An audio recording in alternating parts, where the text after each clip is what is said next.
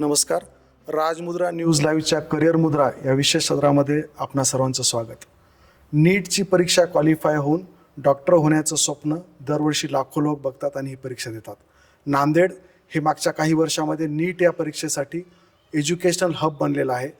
नांदेडच्या मातीमध्ये 2024च्या नीट परीक्षेमध्ये एक इतिहास बघितला. संपूर्ण जग त्या इतिहासाचा साक्षीदार आहे. एका सामान्य कुटुंबातली मुलगी 720 पैकी 720 गुण घेऊन ऑल इंडियामध्ये रँक 1 आणते आणि नांदेडचं नाव संपूर्ण विश्वामध्ये रोशन करते. आज 2025च्या विद्यार्थ्यांना मार्गदर्शन मिळावं यासाठी नेहा कुलदीप माने ही ऑल इंडिया रँकर 1 2024च्या नीटची हिच्याशी आपण आज संवाद साधणार आहोत.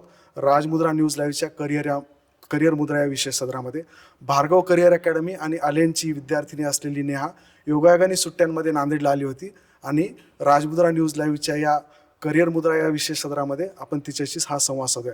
नेहा, सर्वप्रथम सुद्धा या ठिकाणी स्वागत आहे. Thank you so much sir. सर्वप्रथम एक सांग की 2024ची नीट ऑल इंडियाचा तो रँक 1 720 पैकी 720 गुण, तर हे सगळं अचीव करण्याच्या आधीची तुझी कौटुंबिक पार्श्वभूमी आणि तुझा आजपर्यंतचा एज्युकेशनचा प्रवास याच्याविषयी थोडंसं सांग ना. हॅलो एव्हरीवन, मी नेहा उर्मिला कुलदीप माने आणि मी नीट 2024मध्ये 720 पैकी 720 मार्क्स मिळवलेले आहेत. आणि मी 8th उमरखेड हे नांदेडच्या जवळ एक गाव आहे, तिथे त्या तालुक्यामध्ये माझी नॉर्मल शाळा होती. त्यानंतर मी 9th नांदेडमध्ये आली होती. तिथे मी भार्गव क्लासेस तेव्हापासून जॉईन केलेत आणि तेव्हापासून मी नीटसाठी प्रिपेअर करणं सुरू केलं आहे. माझे पप्पा श्री कुलदीप रामराव माने हे उमरखेडच्या जवळ चातारी इथे शाळेमध्ये टीचर आहेत आणि माझी मम्मी उर्मिला कुलदीप माने ही हाऊसवाईफ आहे. आणि या दोघांनी मला खूप सपोर्ट केला आहे मेंटली पण आणि प्रत्येक याच्यामध्ये, की मी जे माझं एम होतं डॉक्टर, जे मी 9th ठरवलं होतं ते प्राप्त करण्यासाठी. नेहा, 2025च्या नीटला 4.5 महिने उरलेत अवघे. हजारो विद्यार्थ्यांशी तू या ठिकाणी बोलतेस. नेमकं 2025च्या नीटची ह्या 4.5 महिन्यामध्ये त्यांनी कशी तयारी करावी? 4च महिने उरलेले आहेत आणि तुम्ही आता काय करावं हे सगळं तुमच्यावर डिपेंड करते. तुम्ही आत्तापर्यंत 2 वर्ष काय करत आलेले आहात, तुम्ही कोणत्या गोष्टीमध्ये वीक आहे, कोणत्या म्हणजे पॉईंट्स तुमचे स्ट्रॉंग आहेत, हे सगळे आता मॅटर करतं.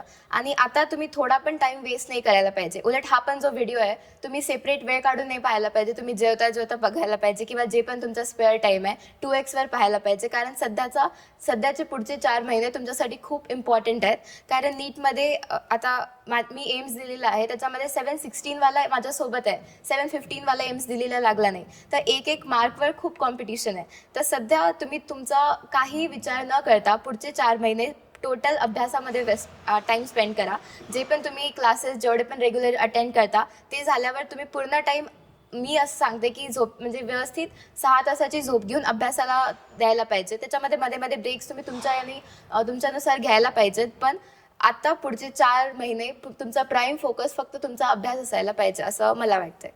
नेहा, फेब्रुवारीमध्ये बोर्डाची परीक्षा येते, त्यानंतर लगेच मे 2025मध्ये नीटला हे मुलं समोरे जाणार आहेत. बोर्डाची परीक्षा, त्याचं प्रिपरेशन कसं करावं आणि नीट आणि बोर्ड हे समन्वय कसा साधायचा नेमका? जेव्हा मी 12th होते तेव्हा माझ्या माइंडमध्ये क्लिअर होतं की एम्स दिल्लीसाठी म्हणजे एम्ससाठी 60%चा क्रायटेरिया आहे बोर्ड्सचा. तर माझ्या माइंडमध्ये तेव्हा क्लिअर होतं की मला 60% पाहिजेत एम्स बोर्ड्समध्ये आणि मी माझा पूर्ण टाईम नीटमध्ये म्हणजे माझं पूर्ण फोकस नीटकडे देणार आहे. तर तुमच्या माइंडमध्ये क्लिअर पाहिजे की तुम्हाला बोर्ड स्टॉप करायचे आहेत की तुम्हाला फक्त 60% जे तुमचा क्रायटेरिया आहे तो कम्प्लीट करायचा आहे. कारण आणि बोर्ड्सचे मला असं वाटतं की मार्क्स तेवढे मॅटर करत नाही. तर तुम्ही ते पास होण्यासाठी किंवा 50-60% जे पण क्रायटेरिया आहे त्याच्यासाठी तुम्हाला किती वेळ लागतो हे तुम्ही स्वतः हे करायला पाहिजे. जसं माझं असं होतं की 21ला आमची फर्स्ट इंग्लिशचा पेपर होता आणि मी 18-19 तारीखपासून बोर्डसाठी प्रिपेअर करायला सुरू केलं होतं. म्हणजे आमचे आणि जेव्हा पेपरमध्ये 2 दिवसाचे गॅप्स होते, मी त्या गॅप्समध्ये अभ्यास केलेला. मी सेपरेट म्हणजे 1 महिना आधीपासून बोर्ड्ससाठी अभ्यास केला अशी गोष्ट नाही आहे. तर तुम्हाला किती मार्क्स पाहिजे, तुम्हाला असं वाटत असेल की जर तुम्ही थोड्याशा प्रयत्नामध्ये करू शकता आणि तुम्ही करू शकता. कारण बोर्ड्स तुम्ही थोडासा अभ्यास करून, कारण कारण फिजिक्स, केमिस्ट्री, बायो हे 3 सब्जेक्ट तुमचा जो नीटचा पेपर, नीटचा सिलेबस आहे आणि बोर्डचा तो ऑलमोस्ट सेम आहे. इंग्लिश, मराठी हे जे विषय आहेत, हिंदी हे विषय ते ऑलमोस्ट लाईक पॅरेग्राफ बेस असे करून तुम्हाला येऊन जातील. तर मला तर असंच म्हणावं वाटेल की जे तुमचा बोर्ड सुरू होईल त्याच्या 5 दिवसा आधीपासून तुम्ही ते प्रिपेअर करा. तेव्हा नीट थोडी साईडला करून द्या आणि बोर्ड्सवर फोकस करा. अशाने होऊन जाईल तुम्हाला जे पण हवं आहे. नेहा, आता जवळपास सगळ्या क्लासेसचा सिलेबस संपलाय. रिव्हिजनचं शेड्यूल नेमकं कसं ॲडजस्ट करायला पाहिजे विद्यार्थ्यांनी? आता तुमचे 4 महिने उरलेत, तर मला असं वाटते की तुमचे 2दा तरी छान एकदम पूर्ण सिलेबसचं रिव्हिजन व्हायला पाहिजे. आता तुमच्या प्री टेस्ट सिरीज सुरू असतील, तर या टाईममध्ये जो पण तुमचा सिलेबस असतो एका एक्झामसाठी, तुम्हाला 7 दिवसाच्या सुट्ट्या असतात. तर त्या सुट्ट्यांमध्ये तुम्ही तो आता तुम्हाला जे जे काही इम्पॉर्टंट वाटते त्या चॅप्टरबद्दल, मग ते NCERT वाचणं असो, त्याचे नोट्स असो, एखाद्या बुकचे इम्पॉर्टंट क्वेश्चन्स असो, हे सगळं म्हणजे किंवा काही डाऊट्स असेल, हे आत्ता तुमचा प्राईम टाईम आहे तुम्ही डाऊट सॉल्व्ह करायला. कारण जेव्हा बोर्ड्स होतील त्याच्यानंतर तुमच्याकडे फक्त 1.5 महिना उरेल, तेव्हा तुम्हाला बेसिक म्हणजे वरून ओव्हरलुक करून सगळं कंप्लीट करायचं आहे. तर आता तुमचे कॉन्सेप्ट्स वगैरे क्लिअर करण्यासाठी हा तुमचा लास्ट चान्स आहे. तर मला असं वाटतं की हे 4 महिने तुम्हाला टाईम द्यायला पाहिजे की बोर्ड्सच्या आधी माझं एकदा पूर्ण कंप्लीट रिव्हिजन व्हायला पाहिजे आणि बोर्ड्सच्या नंतर एकदा व्हायचं, हे तुम्ही डिसाईड करायला पाहिजे या पद्धतीने.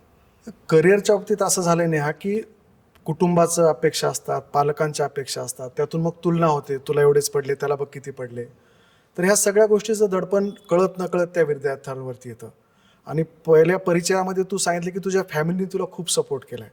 नेमकं पालकांना काय सांगशील? ह्याच्या तुलना होतात, ह्या अवास्तव अपेक्षा ठेवल्या जातात विद्यार्थ्यांकडनं नीट क्रॅक करण्यासाठी. तर थोडंसं पालकांना, विद्यार्थ्यांना नेमकं काय सांगशील? या ताणतणाव व्यवस्थापन कसं केलं पाहिजे? आता या उरलेल्या वेळेमध्ये अभ्यासासोबत मेंटल स्टॅबिलिटी ही खूप महत्त्वाची गोष्ट आहे. कारण म्हणजे फक्त 3 तासामध्ये तुम्ही जे 2-3 वर्षापासून प्रिपेअर करत आहे ते सगळं तुम्हाला त्या 3 तासामध्ये ते ठरवणार आहे की तुमचं पुढचं रिझल्ट काय असेल. तर मेंटल स्टॅबिलिटी सगळ्यात गरजेची आहे आणि ती आपण फक्त फॅमिली आणि टीचर्सकडूनच आपल्याला मिळू शकते. मी असं नाही म्हणणार की पॅरेंट्सनी म्हणजे काहीच म्हणायला नाही पाहिजे. त्यांनी ऑफकोर्स द्यायलाच पाहिजे ताण आणि ते म्हणजे देतातच. पण असं खूप बर्डन ठेवू नये की तुला एवढेच मार्क मिळायला पाहिजे किंवा तुझा एखादा प्रश्न चुकला तर तुझा असा कसा चुकला. उलट ते विचारायला पाहिजे की माझे पॅरेंट्स हर एक्झामनंतर मला विचारायचे की किती मार्क्स पडले, कशामध्ये चुकले, काय. तर हे ओव्हरव्ह्यू तुम्ही स्टुडंटच्या सोबत असायला पाहिजे. पण त्यांना असं बर्डन नाही करायला पाहिजे की तू हाच अभ्यास कर. आता सपोज कोणाचं म्हणजे अभ्यासामध्ये लक्ष लागत नसेल, त्याला 15 मिनिट ब्रेक पाहिजे असेल, तर त्यामध्ये असं नाही म्हणजे पॅरेंट्सनी त्याच्यामध्ये असं त्यांना टोकू नये असं मला वाटते. तुम्ही सपोर्ट त्यांना करा, थोडासा ताण पण द्या, कारण हे गरजेचं आहे. कारण जर पॅरेंट्सने आपल्याला प्रेशराईज केलं नाही तर आपण काहीच करणार नाही, म्हणजे एक थोडंसं रिलॅक्स होऊन जाईल. तर माझे मम्मी पप्पाचं असं होतं की तुझ्यामध्ये कॅपॅसिटी आहे, तुझ्यामध्ये तू बेस्ट कॉलेज जे तुझं एम्स दिली तू मिळवू शकते, तर ते तू मिळवायला पाहिजे. पण ॲट द सेम टाईम ते असं पण मला सांगायचे जेव्हा मला कमी मार्क्स असेल की जर तुला नाही मिळालं तर काही होणार नाही आहे, म्हणजे खूप मोठं काही नुकसान नाही आहे की तुझं सगळं म्हणजे जग संपेल असं. तर पॅरेंट्सनी वेळेनुसार सपोर्ट करायला पाहिजे. मला वाटते आधी जशी माझी मम्मी थोडीशी स्ट्रिक्ट आहे ॲज कम्पेअर टू पप्पा, तर थोडंफार जर मार्क्स माझे इकडे तिकडे झाले तर माझी मम्मी रागवायची, पण मग माझे पप्पा मला थोडंसं प्रेमाने हँडल करायचे. तर हे बॅलन्स पॅरेंट्सनी व्यवस्थित द्यायला पाहिजे असं मला वाटतं. नाही, टेस्ट सिरीजचे मार्क्स कमी जास्त होतात आणि मग ते मार्क कमी आले की विद्यार्थी त्याचं एक प्रेशर घेतात, घरचे पण काहीतरी त्या दडपणाखाली जातात. हे नेमकं हँडल कसं करायचं? एखाद्या एक्झाममध्ये मार्क कमी आले तर त्याच्यातून बाहेर पडून अजून बेटर कसं करता येईल? हे जे टेस्ट सिरीज आहे याच्यामध्ये खूप जास्त तुमचे अपडाऊन्स होतील. तुम्ही किती ब्राईट स्टुडंट असेल, किती पण ॲव्हरेज स्टुडंट असेल, हे अपडाऊन तुमचे होणारच आहेत. आणि हे उलट तुम्ही पॉझिटिव्ह वेनी घ्यायला पाहिजे की ह्या सगळ्या ज्या चुका आहेत ह्या तुम्हाला कळाला आणि आता तुम्ही असं त्याच्यावर प्रयत्न करून एंडला ह्या चुका तुमच्या होऊ देता येणार नाहीत. तर मग ह्या सगळ्या चुका तुम्ही कशा झाले हे तुम्हाला आता इम्प्रूव्ह करायचं आहे. आणि उलट चांगलं आहे की जेवढ्या चुका आत्ताच होतील तुमच्या, तर याला पॉझिटिव्ह वेनी घ्या. मार्क्सचे अपडाऊन होत राहतात. जर तुम्हाला खूप मेंटली प्रेशर येत असेल तर फॅमिली टीचर्ससोबत बोला, पण हे खूप नॉर्मल आहे. आणि याच्यासाठी आत्तापासून तुमची मानसिक तयारी ठेवा की लास्टच्या डेपर्यंत तुमचे मार्क्स खालीवर होणार आहेत. मी अनेक विद्यार्थी बघतो नेहा, पर्टिक्युलरली नीट प्रिपेअर करणारे, जेवलं की झोप लागते म्हणून ते रात्री अपरात्री जेवतात किंवा जेवतच नाहीत, स्किप करतात, उपवास धरतात किंवा त्यापेक्षाही पुरेशी झोप घेत नाहीत. तर नेमकं स्वतःचं ह्या काळामध्ये, ह्या 4 महिन्यामध्ये स्वतःचं शारीरिक आणि मानसिक आरोग्य जपणं, पुरेशी झोप घेणं, ह्या सगळ्या गोष्टीकडे कसं बघितलं पाहिजे? आत्ता तुमची अभ्यासासोबत तुमची हेल्थ पण खूप जास्त इम्पॉर्टंट आहे. सपोज तुम्ही 1 तास कमी अभ्यास करा, पण तुमची जी झोप आहे, तुमचं जेवण आहे, हे सगळ्याला प्रॉपर वेळ द्या. कारण जर तुम्ही बिमार पडले, तर मग पुढचे 4-5 दिवस तुमचे असे पण वेस्ट जाणार आहेत. त्यांनी खूप जास्त आणि तुम्ही तुमचं 100% नाही देऊ शकत. तर हे तर प्राईम गोष्ट आहे, की तुम्ही स्टार्टिंगपासून तुमच्या हेल्थवर थोडा पण याचा अफेक्ट होऊ द्यायला नाही पाहिजे. आणि माझे असे पण काही फ्रेंड्स होते, जे रात्री 12-12 वाजता पण त्यांना झोप यायची, मग ते अंघोळ करायचे. पण त्यानंतर मग त्यांची तब्येत खराब होऊन पुढचे 2-3 दिवस वेस्ट जायचे. तर असं काही नेचरचा म्हणजे रात्री जेवणं, रात्री काही असं करणं, हे काही आता करायची गरज नाही. कारण हेल्थ पण अभ्यास एवढीच इम्पॉर्टंट आहे. लास्टच्या टाईमला तुम्हाला काही झालं, तुम्ही तुमचं 100% नाही देऊ शकले, तर यात पूर्ण 2 वर्षाचं म्हणजे तुम्ही रिस्कवर आणत आहे तुमची जी पण हे आहे, तुम्ही जे पण प्रिपेअर केलं आहे.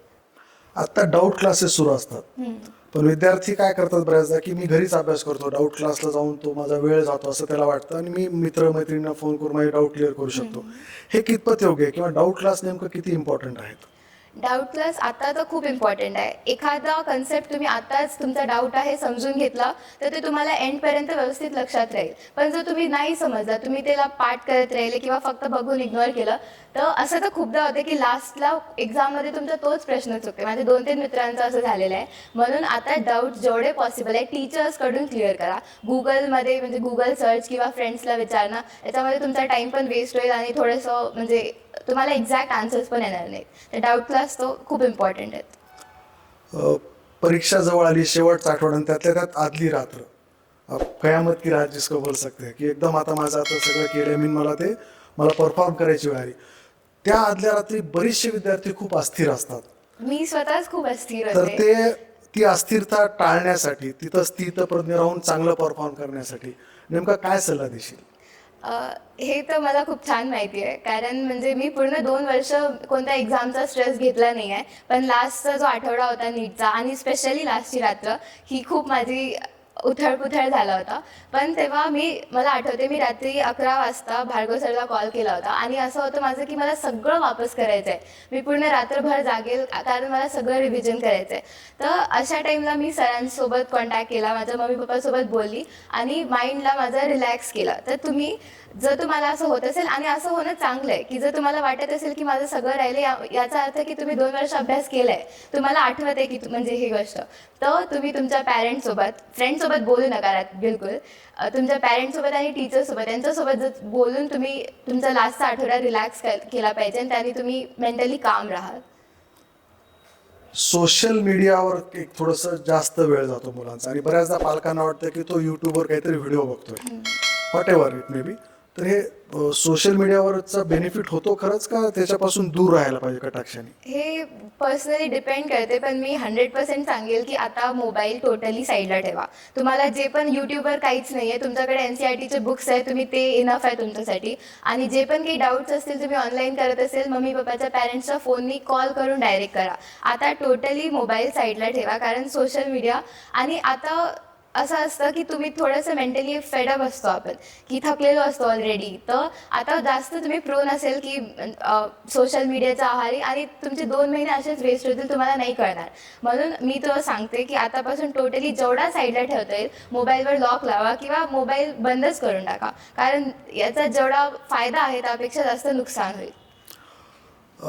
नीटमध्ये पर्टिक्युलरली मी बघितलंय, फिजिक्स अवघड जातो, न्यूमेरिकल आहे, शेवटी तिथं लॉजिकल आहे, त्यामुळं मग बाकीच्या फिजिक्सवरच जास्त फोकस करायचा, मग बाकीच्या विषयाच्या मार्कावरती त्याचा वेगळा परिणाम होतो. असे मी बरेच विद्यार्थी बघितलेत, सब कुछ आ गया फिजिक्सने धोका दे दिया. तर हा सगळा बॅलन्स, हे सगळं कसं सांभाळता येतं? मी असं नाही म्हणणार की तुम्ही 3 सब्जेक्टला इक्वल टाईम द्यायला पाहिजे, पण असं आहे की जो पण तुमचा सब्जेक्ट वीक असेल, फिजिक्स जर तुमचा वीक आहे तर त्याला द्या एक्स्ट्रा टाईम. पण त्यामुळे तुम्ही बायोलॉजी आणि केमिस्ट्रीचा टाईम कमी नाही करायला पाहिजे. कारण स्पेशली बायो, कारण ते 360 मार्क्स आहे, तुमचं केमिस्ट्री प्लस फिजिक्स आहे. तर तुम्ही त्या 2ला अफेक्ट न करता एक्स्ट्रा टाईम 1-2 तास टाईमपास इकडचा कमी करून फिजिक्सला द्यावा, असं मला वाटतं. तिन्ही सब्जेक्ट बॅलन्स करणं खूप इम्पॉर्टंट आहे. कारण कोणताही एक प्रश्न कोणत्याही सब्जेक्टचा चुकला तर तुम्हाला लास्टला ओव्हरऑल नुकसान होईल. नेहा, बायोमध्ये असर्शन रिझन क्वेश्चन जो असतो त्याच्यामध्ये 2 ऑप्शन खूप कन्फ्यूज करणारे असतात. तर तिथं काय स्ट्रॅटेजी नेमकी अवलंबायला पाहिजे विद्यार्थ्यांनी? हे असे सगळे जे प्रश्न आहेत कन्फ्युजिंग जे होतात, तुम्ही याची जेवढी पॉसिबल आहे तेवढी प्रॅक्टिस करा. एक तर असर्शन रिझनची प्रॅक्टिस करा, जे तुम्हाला टीचर्स प्रोव्हाइड करतील त्याची बँक. आणि किंवा तुमचे जे कन्सेप्ट डाऊट्स क्लिअर का करायचे हे इथे पण आहे. जर तुम्हाला ती कन्सेप्ट माहीत असेल तर मग ते म्हणजे तुम्हाला इझिली होऊन जाईल. जर तुम्ही असं नुसतं पाठ केलेलं असेल तर मग तुम्हाला हे जास्त धोका देतील हे प्रश्न. म्हणून तुम्ही त्याला व्यवस्थित विचार करून नुसतंच म्हणजे रट्टा न मारलेलं असं करायला पाहिजे. प्रॅक्टिसच इम्पॉर्टंट आहे. आउट ऑफ 720 120 + 120 240 आहे, पण म्हणजे मेजर वेटेज आहे बायोचं आहे. बायो, तर बायोच्या अभ्यासामध्ये नेमकं लक्ष लागत नसेल किंवा असं काही होत असेल तर अशा विद्यार्थ्यांना काय सल्ला देशील तू? तुम्हाला सगळ्यालाच लक्ष द्यावंच लागणार आहे. जर तुम्ही जे पण एम केलंय ते पाहिजे तर लक्ष द्यावंच लागेल. याला काही हेच नाही आहे. ओके, बरं नेहा, नीटच्या 2024 मध्ये प्रॅक्टिकल केमिस्ट्री हा नवीनच एक कन्सेप्ट आला होता आणि त्यावेळी तुम्ही त्याचा नेमका कसा अभ्यास केला? प्रॅक्टिकल केमिस्ट्रीचे आम्हाला कोचिंगकडून मॉड्यूल भेटले होते, मी ते केले होते. प्लस क्लासेस झाले होते, ते अटेंड केले होते. ते इनफ आहेत. पण तुम्ही आणि त्यांच्या ऑफिशियल NCERTच्या वेबसाईटवर त्यांनी NCERT अपलोड केलेली आहेत प्रॅक्टिकल केमिस्ट्रीची, जो पण न्यू सिलेबस आहे. जर तुमच्याकडे आता वेळ आहे आणि तुम्ही ते एकदा वाचलं तर तो सगळ्यात छान आहे, परफेक्ट तुमचं होऊन जाईल. किंवा कोचिंगचे मॉड्यूल पण त्याच्यासाठी इनफ आहेत. तुझ्या बोलण्यातनं वारंवार NCERT येत आहे, तर NCERT वाचणं कितपत आवश्यक आहे आणि NCERTच्या व्यतिरिक्त कुठला प्रश्न नीटमध्ये आलाय का आतापर्यंत? ऑफकोर्स NCERTच हा मेन सिलेबस आहे. तर म्हणजे तुम्ही कोणता पण इंटरव्ह्यू बघा, कोणते पण व्हिडिओ, त्याच्यामध्ये NCERT येईलच. आणि आता तुम्हाला NCERTच करायची आहे. आतापर्यंत तुम्ही म्हणजे जे पण एक्स्ट्रा बुक्स वगैरे करत असाल ते आता सगळे साईडला ठेवा आणि तुम्हाला जेवढं जास्त NCERTला डोक्यामध्ये घेता येईल तेवढं जास्त घ्या. आणि NCERTच्या बाहेर आमच्या टाईमला तर प्रश्न आला नव्हता, पण त्याच्या आधी काही आलेले आहे. पण तुम्ही म्हणजे एखाद्या प्रश्नासाठी इकडचे एवढे सारे प्रश्न हे नाही करायला पाहिजे. तर आता तुम्ही NCERT पूर्ण क्लिअर करा आणि जर तुमच्याकडे एक्स्ट्रा टाईम आहे तर मग मे बी तुम्ही कोचिंगचे जे नोट्स असतील, एक्स्ट्रा मॉड्यूल्स, त्याला ओव्हरलुक करू शकेल. पण आय गेस तुम्ही जर आतापर्यंत 11th-12th क्लासमध्ये लक्ष दिलेलं आहे तर तो 1-2 प्रश्न जे एक्स्ट्रा येतात आउट ऑफ NCERT ते तुम्हाला इझिली होऊन जातील. ऑर्गॅनिक केमिस्ट्रीच्या रिॲक्शन्समध्ये बऱ्याचदा विद्यार्थी कन्फ्यूज होतात, म्हणजे की मी ऐकलंय, माझ्या कानावरती आहे. तर ह्याला नेमकं काय करावं येईल? ऑर्गॅनिक आमच्या टीचरनी आम्हाला सांगितलं होतं, तर त्यांच्या नोट्स मी लिहून पाठ केलेले आहेत. ऑर्गॅनिक रिॲक्शन्स ज्या प्रॉपरली आहेत, जे काही मेकॅनिझम्स असतात ते तुम्ही एकदा समजले तर त्याचे एक्झाम्पल्सनी तुम्हाला most of the question solve होतील. पण तरी पण काही अशा रिॲक्शन असतात जे तुम्हाला पाठच करावं लागणार आहे. तर त्याला तुम्ही तुमचे जे पण मेथड आहे, एक तर वारंवार वाचून तुम्ही त्याचे चार्ट्स बनवून लावू शकता किंवा लिहून तुम्ही लर्न करायचं, तीच एक मेथड आहे online. In past history of NEET मी बरेचसे असे विद्यार्थी बघितले की ज्यांच्यामध्ये पोटेन्शियल आहे, कॅपॅसिटी आहे. इव्हन त्यांचे पालक पण सांगतात की शेवटचे 3 राऊंड जे होतात त्याच्यापैकी 3ही राऊंडमध्ये त्यांनी खूप चांगलं परफॉर्म केलं, पण शेवटच्या परीक्षेत त्याला कमी मार्क आले किंवा एखाद्या परीक्षेमध्ये कमी मार्क आले की त्याचा टेम्पो एकदम डाऊन होतो, नकारात्मक विचार येतात आणि त्याचा रिझल्ट अपेक्षित येत नाही. हे कसं टाळता येईल? नेगेटिव्ह थॉट्स तुमच्यासोबत नेहमी राहणार आहेत आणि तुम्ही त्याला नाही काही हे करू शकत. तर त्याच्यावर एकच इलाज आहे की तुम्ही ओव्हर थिंक करण्यापेक्षा तुमचा टाईम आत्ता फक्त अभ्यासामध्ये युटिलाइज करा. जेव्हा तुम्ही काहीतरी करता मग तेव्हा तुम्हाला एक्स्ट्रा थॉट्स येणार नाहीत. तर मी वापस हेच सांगते की तुमचे जे पण क्लोज आहेत म्हणजे पॅरेंट्स आणि टीचर, त्यांच्यासोबत या गोष्टीसाठी बोला. तुमचं नेमकं कुठं चुकत आहे, म्हणजे असं काही पॉईंट्स चुकत आहे जे तुम्हाला माहीतच नाही तर मग तुम्हाला एक्स्ट्रा अभ्यासाची गरज आहे. जर असे काही पॉईंट्स चुकत आहे म्हणजे तुम्हाला माहिती आहे पण तुम्ही सिली मिस्टेक केला, म्हणजे ऑप्शन्स असं काही तुम्हाला माहिती आहे पण तरी पण तो प्रश्न चुकला, तर तुम्हाला प्रॅक्टिसची गरज आहे. तर तुमचं नेमकं कुठं चुकत आहे हे तुम्हालाच, त्याच्यावर उलट तुम्ही नेगेटिव्ह विचारांवर क्रॉस करून त्याला पॉझिटिव्हली ते फिगर आउट करायला पाहिजे की तुमचं काय चुकत आहे, त्याला तुम्ही पॉझिटिव्ह वेनी घ्यायला पाहिजे. 8वी पर्यंत उमरखेड सारख्या एका छोट्या तालुका प्लेसला आणि त्यानंतर नांदेड सारख्या एका कॉर्पोरेशन असलेल्या 3 टायर सिटीमध्ये तू आली. हा जो बदल होता, ह्या बदलाला मॅच करताना काही त्रास झाला? थोडाफार झाला, पण मला असं वाटतं की नाही, माझे ते पण टीचर्स खूप छान होते आणि मला काही फरक जाणवला नाही. आणि सगळ्यात प्राईम आहे की तुम्हाला स्वतःवर कॉन्फिडन्स असायला पाहिजे. थोडासा लँग्वेजवर फरक पडतो, म्हणजे लँग्वेजचा तर आणि मे बी आता इथे जे सारे स्टुडंट्स होते ते खूप आधीपासून ॲडव्हान्स करत असतील, पण हे सगळ्या गोष्टी फक्त एक काय म्हणतो आपण, ह्या गोष्टी तुम्हाला म्हणजे नाही रोखू शकत की तुम्हाला जे पण पाहिजे. म्हणजे असं मी खूप सारे जे स्टुडंट्स किंवा माझे फ्रेंड्स आहेत ते म्हणतात की तू 9पासून आली होती, आम्ही डायरेक्ट 11पासून आलो, तुझं फाउंडेशन झालं. हे सगळे फक्त एक्सक्युजेस आहेत ज्याला कोणी थोडासा पण भाव देत नाही. तर तुम्ही 11th-12thमध्ये इथे आहात, तुमच्याकडे अपॉर्च्युनिटीज आहेत, तुम्ही आता फक्त तो अभ्यास करायला पाहिजे. तुम्ही 10thपर्यंत काय केलं हे मॅटर करत नाही. आणि उमरखेड टू नांदेड थोडाफार चेंज झाला, पण त्याला 1-2 महिन्यामध्ये पॉझिटिव्हली तुम्ही स्वतः मॅच करू शकता. आता पण मी नांदेड टू दिल्ली गेलेली आहे, मी करत आहे मॅच, तर ते होणारच आहे. तुम्ही जेव्हा मोठ्या ठिकाणी जाईल, स्टार्टिंगचा 1-2 महिना रफ जातो, पण त्याला तुम्ही म्हणजे तुम्ही त्याला सावरलं पाहिजे. परीक्षेच्या आदल्या रात्री 12:30 वाजता भार्गव सरांना फोन केला असं तुझं एक प्रश्नाच्या उत्तरामध्ये आलं.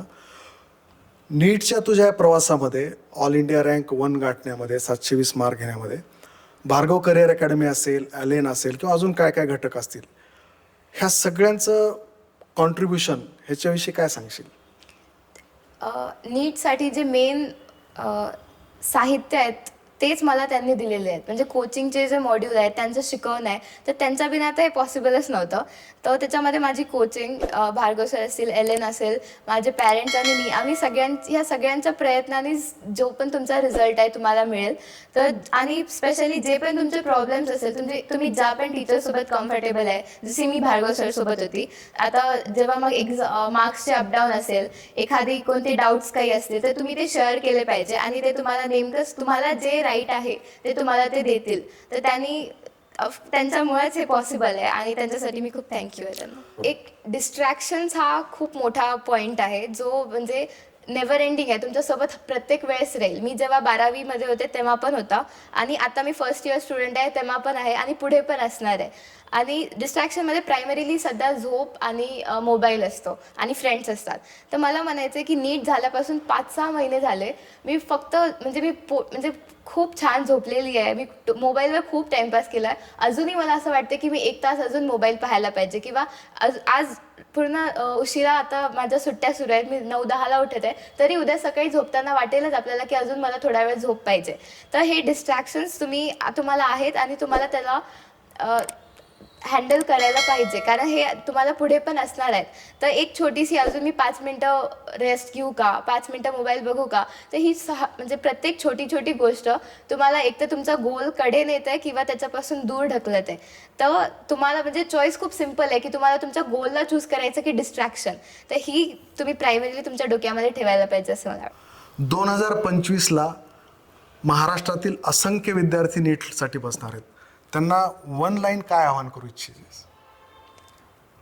तुम्ही तुमचं जे पण गोल आहे तुम्ही ते करू शकता आणि त्यासाठी तुम्ही 4 महिने तुम्हाला झोकून द्यायला पाहिजे, हेच मला म्हणायचं आहे. All the best. Thank you Neha. ही होती नेहा उर्मिला कुलदीप माने, बोरी तालुका उमरखेड, जिल्हा यवतमाळ या आडवळणाच्या छोट्याशा गावची, छोट्या खेड्यातली मुलगी थेट राजधानीच्या दिल्ली एम्सला गेली व्हाया नांदेड. तिने एक सांगितलं की तुमचा स्वतःचा आत्मविश्वास जर स्ट्रॉंग असेल तर तुम्ही कितव्या वर्षी फाउंडेशनला सुरुवात केली ह्याचा फरक नाही पडत. पण एक महत्त्वाची गोष्ट नेहाने आपल्याला सांगितली की डिस्ट्रॅक्शन्स, मग ते मित्रांचं असेल, मैत्रिणींचं असेल किंवा मोबाईलचं असेल, यापासून जर दूर राहिलं आणि स्वतःवरती, स्वतःच्या स्वप्नांवरती विश्वास ठेवला तर कुणीसुद्धा नीट क्रॅक करून स्वतःच्या मनातली ड्रीम इन्स्टिट्यूटमध्ये ॲडमिशन घेऊ शकतो. हाच तिच्या बोलण्याचा सार होता. नेहा आणि अशाच यशस्वी विद्यार्थ्यांसोबत आपल्याला जर संवाद साधायचा असेल तर याच व्हिडिओच्या कॉमेंट बॉक्समध्ये आपण प्रश्न टाकू शकता. आमच्या राजमुद्रा न्यूज लाईव्हचे आणि इतर सर्व एक्सपर्ट्स आपली उत्तरं त्याला देतील. धन्यवाद. Thank you very much Neha. मनोरंजनाचं प्रबोधन, करमणुकीचं उद्बोधन, बातमी अचूक, माहिती बिनचूक. पाहत रहा राजमुद्रा न्यूज लाईव्ह.